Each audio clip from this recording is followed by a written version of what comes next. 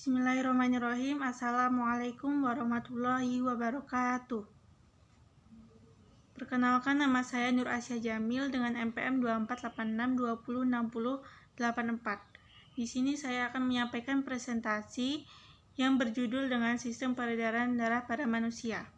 Sebelumnya, kepada yang terhormat Bapak Rohmani, SPD MPD, selaku dosen pengampu mata kuliah pembelajaran IPA kelas rendah di SD. Pertama-tama, marilah kita panjatkan puja dan puji syukur kita atas kehadirat Allah Subhanahu wa Ta'ala yang telah melimpahkan rahmat dan hidayahnya kepada kita sehingga kita diberi kesehatan pada pagi hari ini. Salawat beriring salam, tak lupa kita sanjung agungkan kepada junjungan kita Nabi besar Nabi Agung Nabi Muhammad SAW yang kita nanti-nantikan syafaatnya kelak di yaumul qiyamah. Amin ya robbal alamin. Baik, langsung saja. Pertama-tama, sebelum kita mengetahui lebih dalam, kita perlu tahu apa sih sistem peredaran darah itu. Secara sederhana, sistem peredaran darah adalah jaringan yang terdiri dari jantung, pembuluh darah, dan darah itu sendiri. Tugas utamanya adalah mengedarkan oksigen, zat gizi, hormon, dan juga membawa sisa metabolisme seperti karbon dioksida dan limbah lainnya untuk dikeluarkan dari tubuh. Bayangkan saja ketika tubuh kita seperti sebuah kota besar, maka sistem peredaran darah ini adalah jaringan jalan raya. Kalau jalanan lancar, maka distribusi kebutuhan bisa cepat dan efisien. Tapi kalau macet atau rusak, maka semua akan terganggu. Sama halnya dengan tubuh kita, ketika peredaran darah terganggu, maka kesehatan tubuh kita akan terancam. Setelah kita mengetahui gambaran umumnya, mari kita mulai dari pusat dari semua pergerakan ini, yaitu organ yang setiap detaknya adalah tanda kehidupan kita, yaitu jantung. Jantung itu terletak di rongga dada sedikit ke kiri. Ukurannya memang kecil, kira-kira sebesar kepalan tangan, tapi kekuatannya sangat luar biasa. Bayangkan, jantung bisa berdetak lebih dari 100.000 kali setiap hari dan memompa sekitar 5 liter darah setiap menitnya. Jantung ini memiliki 4 ruang, yaitu serambi kanan yang menerima darah kotor dari seluruh tubuh, bilik kanan memompa darah kotor ke paru-paru, serambi kiri yang menerima darah bersih dari paru-paru, lalu bilik kiri yang memompa darah bersih ke seluruh tubuh. Proses ini berjalan terus-menerus selama 24 jam sehari, 7 hari seminggu tanpa istirahat. Jika jantung adalah mesinnya, maka darah perlu saluran untuk mengalir. Di sinilah peran pembuluh darah jadi sangat penting, yaitu ada 3 jenis pembuluh darah yang punya tugasnya berbeda-beda. Yang pertama ada arteri, yang membawa darah dari jantung ke seluruh tubuh. Nah, biasanya membawa darah yang kayak oksigen kecuali arteri paru-paru. Yang kedua ada vena, yang membawa darah kembali ke jantung. Biasanya membawa darah yang sudah miskin oksigen. Lalu yang ketiga ada kapiler atau pembuluh darah yang sangat kecil, tempat pertukaran zat antara darah dan sel-sel tubuh. Jika diukur panjangnya, semua pembuluh darah ini di tubuh manusia bisa mencapai lebih dari 100.000 km.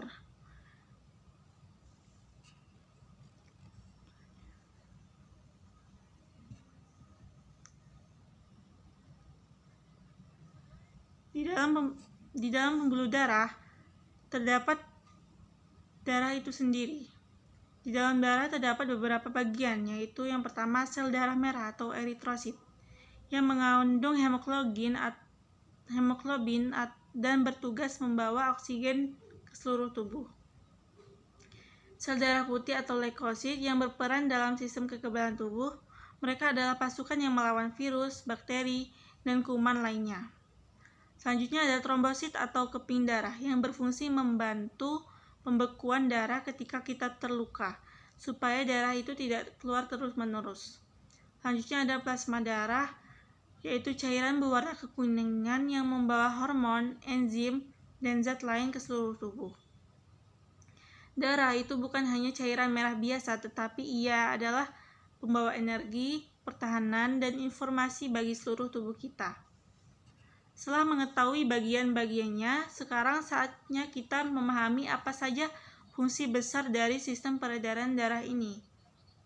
Ada beberapa fungsi sistem peredaran darah kita, yaitu yang pertama fungsi transportasi, yang membawa oksigen, zat gizi, hormon, dan membuang limbah metabolisme. Yang kedua, fungsi perlindungan. Melalui sel darah putih dan antibodi, darah juga menjaga tubuh dari infeksi. Yang ketiga, fungsi pengaturan. Menjaga tubuh kita dari yang pertama berfungsi sebagai pengaturan yang menjaga suhu tubuh, kadar air, dan keseimbangan asam basa atau pH agar tubuh tetap stabil. Tanpa sistem ini, tubuh kita akan kehilangan keseimbangan dan tidak bisa berfungsi dengan baik. Nah, setelah mengetahui fungsinya, kita juga perlu tahu bagaimana sebenarnya darah itu mengalir. Ada dua jalur utama dalam sistem ini, yaitu yang pertama ada sirkulasi sistematik atau peredaran besar.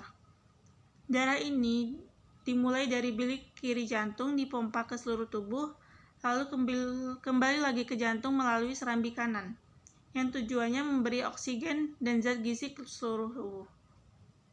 Yang kedua, sirkulasi pulmonal atau peredaran kecil. Darah dari bilik kanan dipompa ke paru-paru untuk mengambil oksigen dan membuang karbon dioksida, lalu kembali lagi ke jantung melalui serambi kiri. Kedua sirkulasi ini bekerja secara terus-menerus dan saling melengkapi, menjaga agar seluruh tubuh kita mendapat suplai yang dibutuhkan. Sayangnya, sistem sehebat ini tetap bisa terganggu. Ada beberapa penyakit yang bisa menghambat kerja sistem peredaran darah kita. Di dalam sistem peredaran darah ini terdapat beberapa penyakit yang bisa mengganggu atau menyerang sistem peredaran darah ini, yaitu yang pertama hipertensi atau tekanan darah tinggi.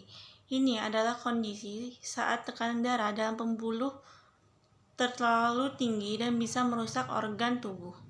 Yang kedua, aterosklerosis, yaitu penumpukan plak di dinding pembuluh darah. Hal ini bisa menyumbat aliran darah dan menyebabkan serangan jantung.